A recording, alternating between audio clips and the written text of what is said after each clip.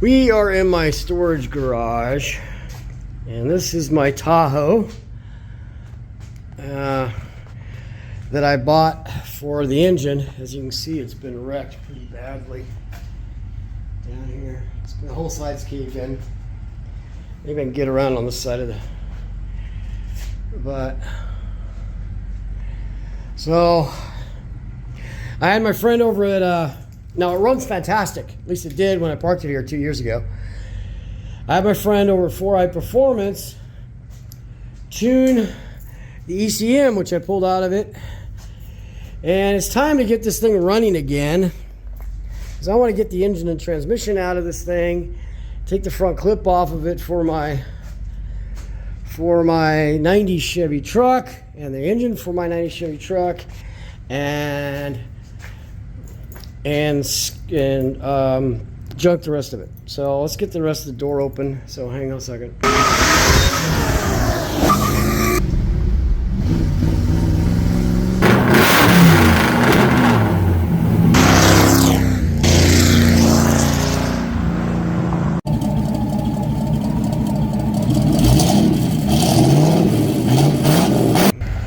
Okay, so here is my, hang on a second, I'll put my lock down.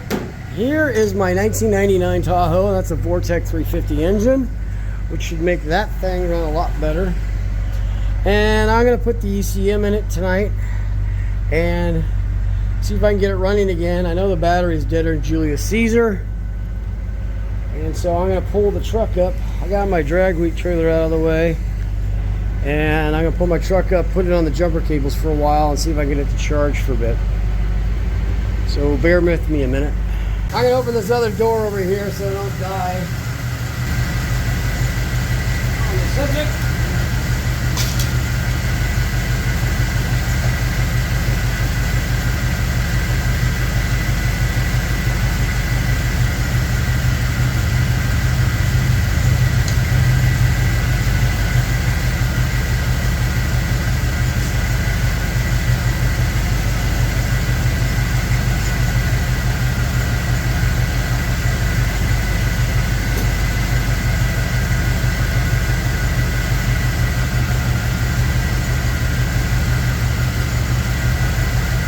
That charge for a minute while I plug in the computer.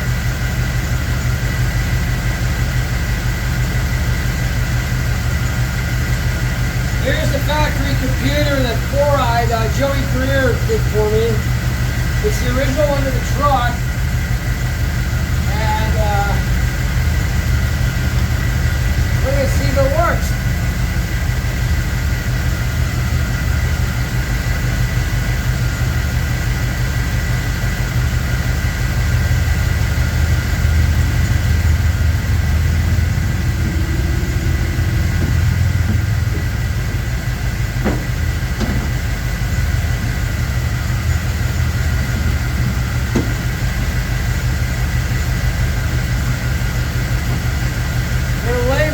Can't screw them up. They actually says black, white, red, and blue.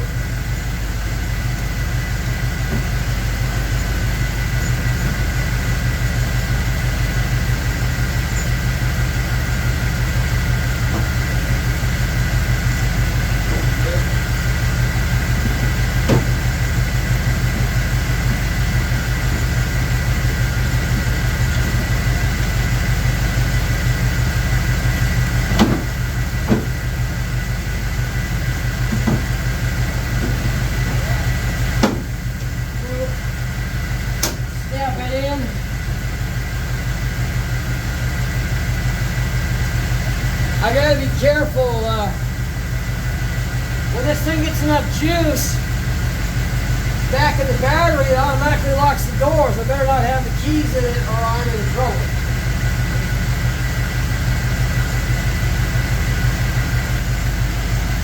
For a minute.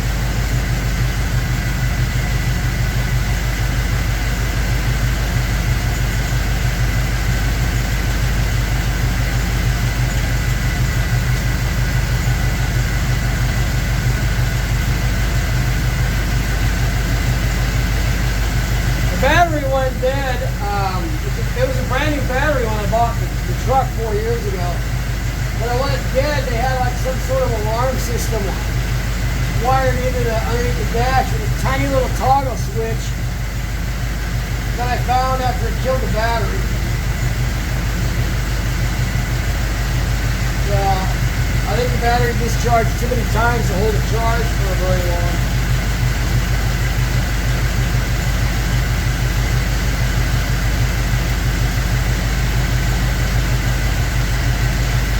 I did bring this just in case. I don't know if this is going to work.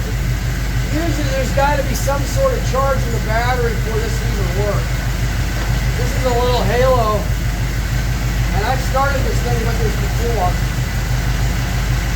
Let's give it a shot. I don't know if this can't use.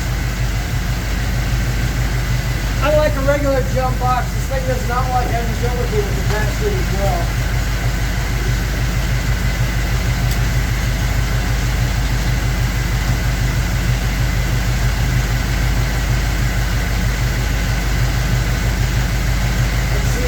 Jump. You gotta wait for the, oh, the light came on, so it might jump.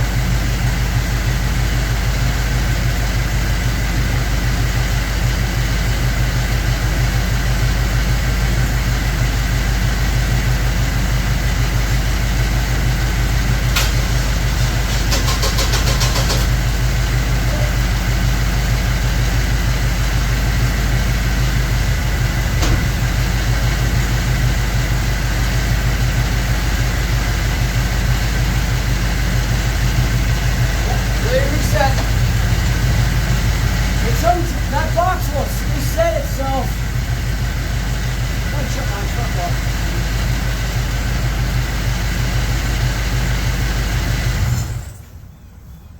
The box will reset itself automatically on some things, but it won't on others for some reason.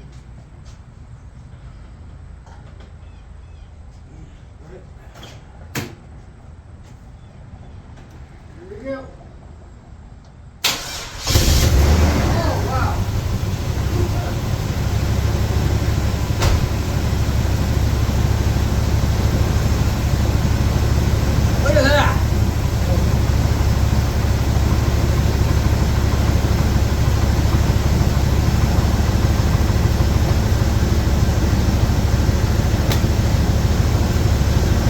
Been sitting for 2 years in this garage. I drove it over from my friend's farm, and it was sitting on his farm for over a year. It was sitting in my driveway for a year. And look at that, she just fires right back up.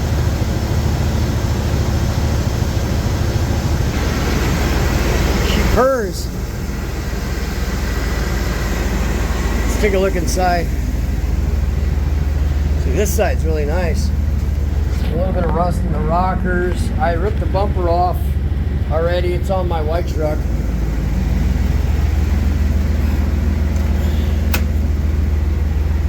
Let's see if we can see the gauges. Oh, there we go.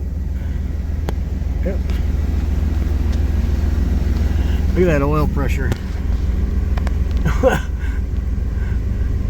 60 some odd pounds cold. Just 200 miles on it. It was a single family owned truck. As you can see how screwed up the interior is. The seat's crooked. That's how it messed up the floorboard. Those doors do not open. They're caved in. But it's a nice, really nice otherwise. I bought it from the 16-year-old son. The brake light's on because the brake line's broke. Yeah. There's no brakes. Still running on 5-year-old gasoline.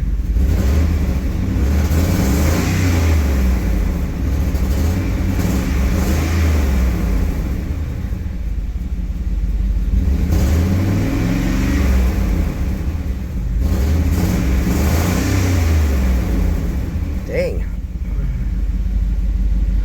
Sounds pretty rowdy.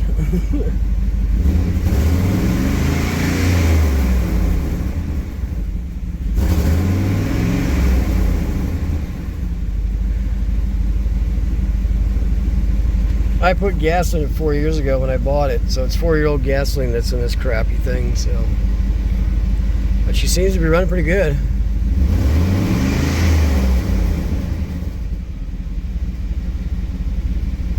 As you can see that puddle back there, that's the problem. Watch what happens when I hit the brake.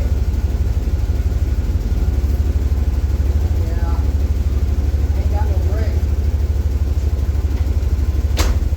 So the brake line, that's up above the gas tank too. I figured out a way to crimp that off so it doesn't, so I can drive it with just front brakes. I'll have to look into that. Let's see how much oil pressure this thing has. And it always does this. It's still got plenty until it warms up, then it goes to 0. Oh wait, she's already down to 15, and temp's not even up yet. This is why I need a new engine. So here it is. Got the 2 left side tires are pretty low. There's no brake fluid in the front half of the master cylinder because it all blew out the ass. The broken brake line, which I think I'm going to risk driving it a whole half a block to my home garage. So,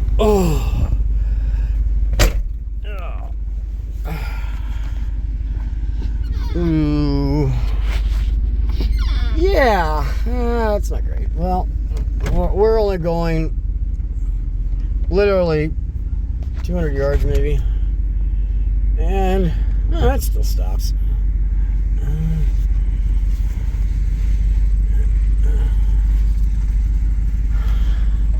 Kinda. I've driven worse, but there's actually, yeah, since there's no more brake fluid spitting out the back. Windshield's so damn dirty you can hardly see through it.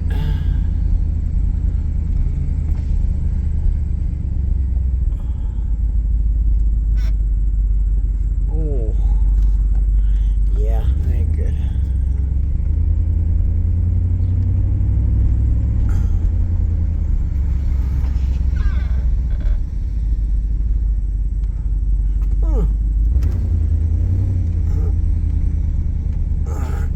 Well,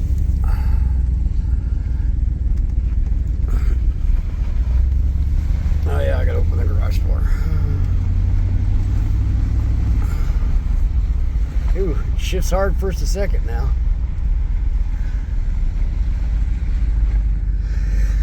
Oh.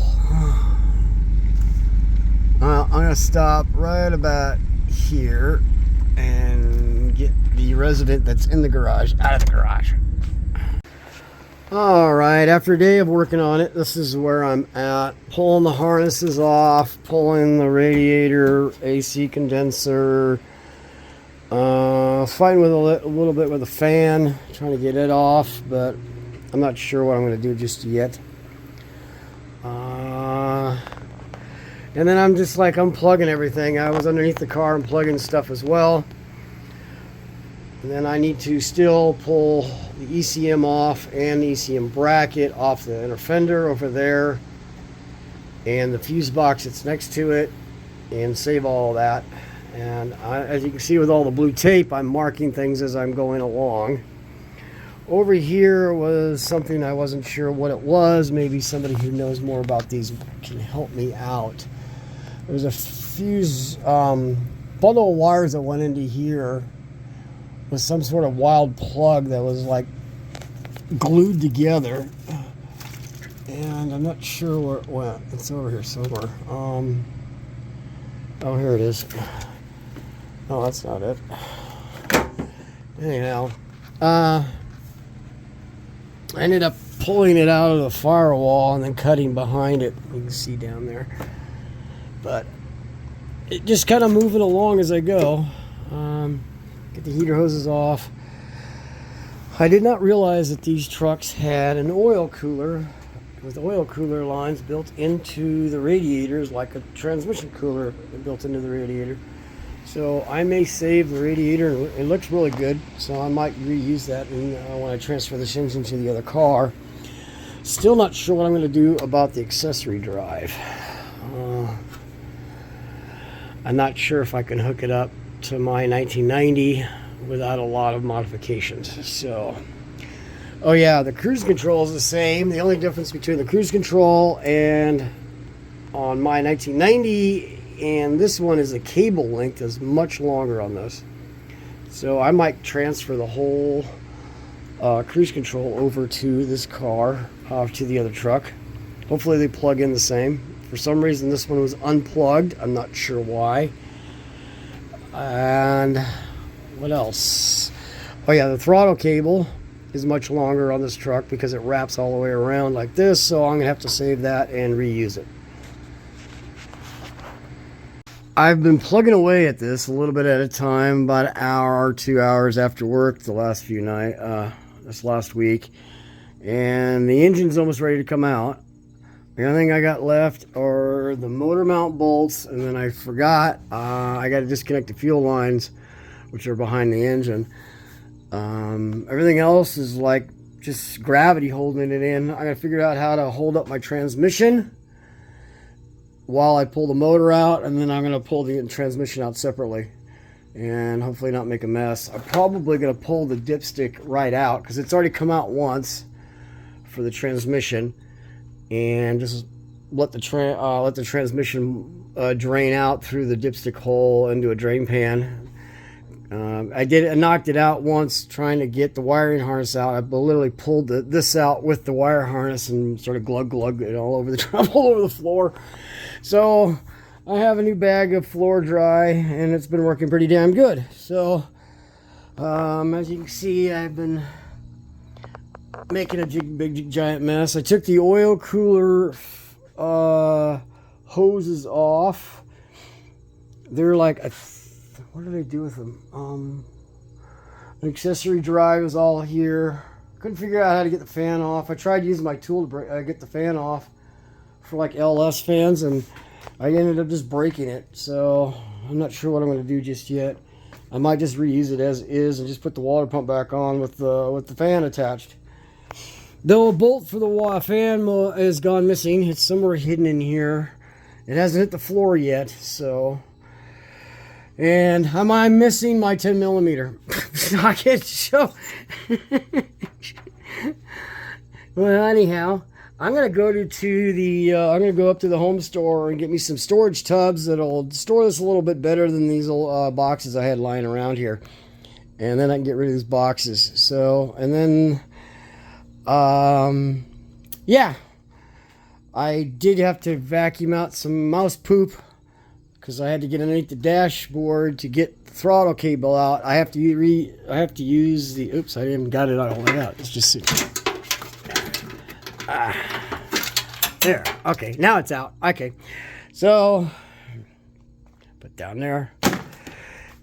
So because the throttle cable is much longer on a Vortec than it is on a TBI. TBIs just kind of come out of the wall and kind of go like this, and it hooks right here to the throttle linkage. Well, on a Vortec, the throttle linkage is way over here, so it does this big loop around like that. And I took the cruise control motor off with its longer cable, and which is the exact same cruise control setup as on my 1990 with the TBI, except the cable's much longer. So we'll see what happens with that. I went back to trying some degreaser I used to use like 20 years ago, and it's called Oil Eater. And I've used this stuff in the past, and used to be able to get it at the parts store when I lived in Los Angeles.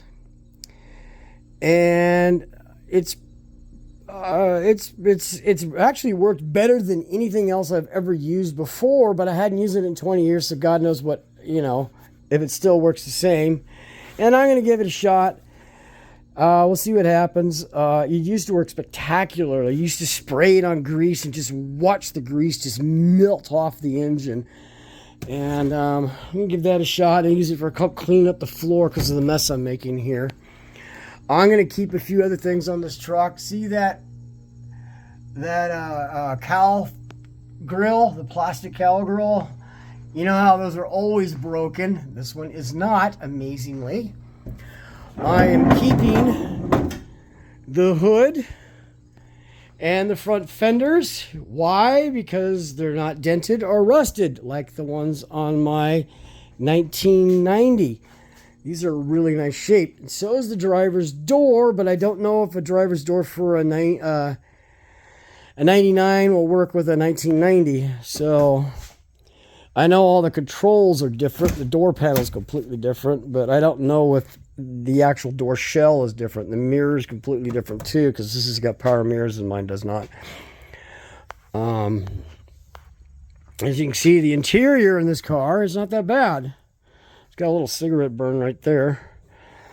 This is where they always go bad, right here. And I think that's just from people getting in and out. As you can see, there's like foam falling out from right here, but it's not ripped. The seat still worked. The console is dirty as usual. As you see, as you see what's kind of funny about the passenger seat, that's because the floor is buckled badly from the crash on the other side. The back seat's typical back seat area. Tons of spills over the years. The carpet's all dirty from spills that they never cleaned up.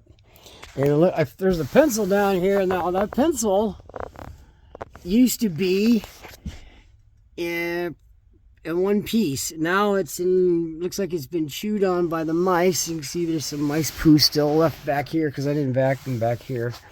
But the back seat looks great. I have a friend who might want this for his 57 Dodge Town Wagon. Oh, look at that. Huh. Anyway, I guess that's for tissues. So, the seats are in pretty good shape. They just need good cleaning. The mat pockets have seen better days.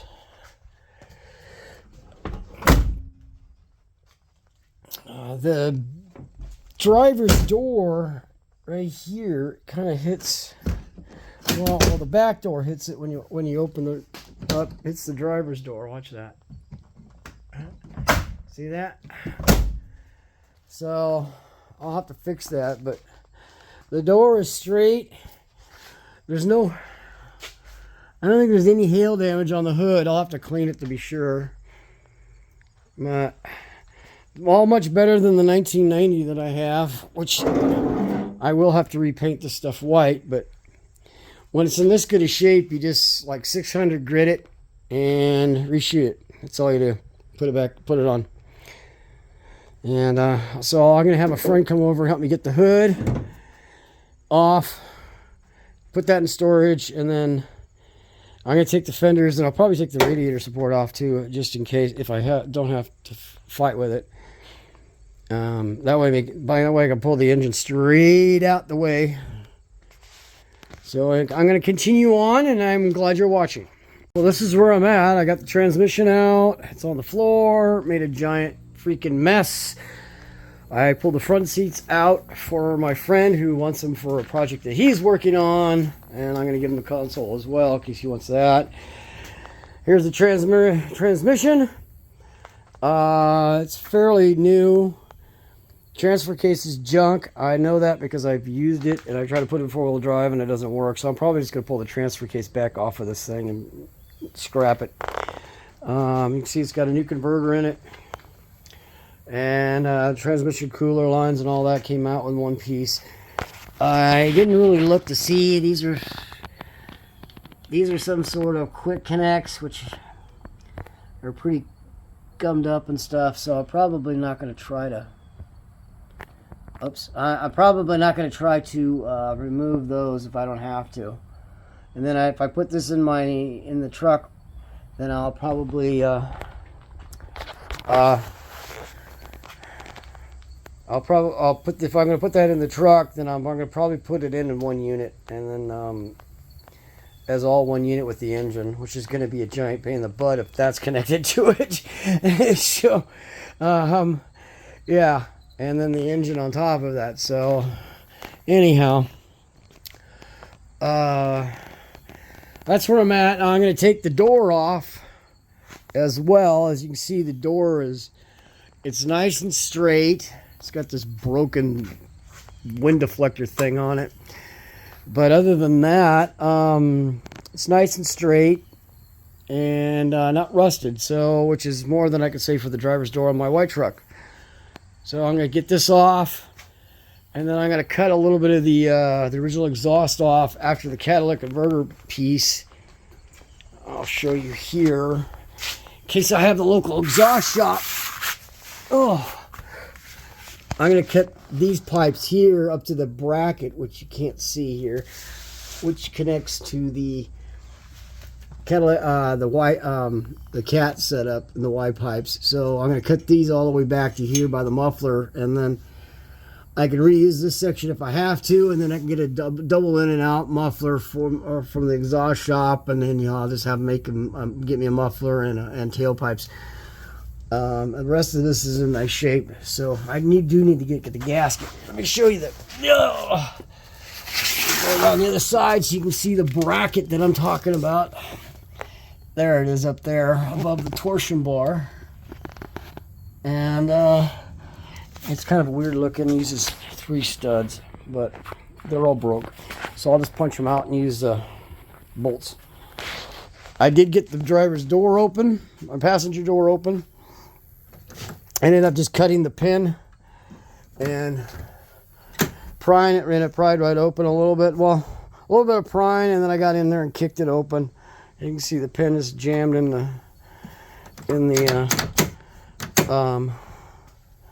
the door latch there. Pulled the gas tank, thought I might reuse it, decided against it. So anyway, on with knocking the pins out for the door and see if I can get this off without hurting myself. Well, that's it. Got the engine out, got all the parts put away, the front clip is off, the door's off, and a friend of mine helped me push it out out of the garage, and I've already got my next project in here, which is my 76 El Camino. I'm doing more work to that. It only took me 4 years of ownership to get the engine out of the truck. 4 years too long. I don't know why I do that, but I did. I finally had the motivation to get that out. Thank you for watching. The Tahoe's off to the salvage yard. And if you like these kind of videos, like, subscribe, and hit the notification bell because it doesn't cost you anything to do so. Have a great day.